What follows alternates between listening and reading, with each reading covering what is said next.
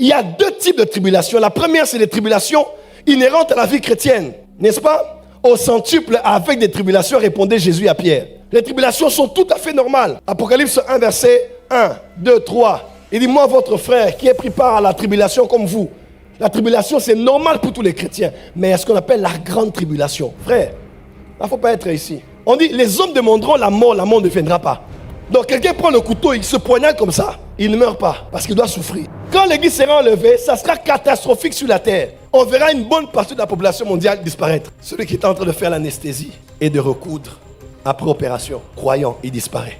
Celui qui aidait à accoucher une femme, il disparaît. Celui qui n'avait pas mis mode pilote automatique et qui pilotait l'avion, il disparaît. Celui qui était au volant de sa belle Ferrari, avec sa femme, avec sa fiancée, qui est une vraie païenne, lui part et la femme dans la voiture avec Ferrari, allez, falaise directe. Dis avec moi, Arbazo.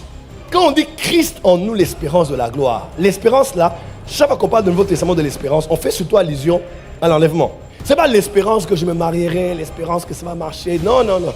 L'espérance des croyants, c'est le fait que nous savons que nous allons le voir. Et lorsque nous serons au ciel, il y aura certains événements comme les noces de l'agneau, les récompenses des justes. Et nous serons là, nous allons staffer avec du vin. Ah oui, il y aura du vin.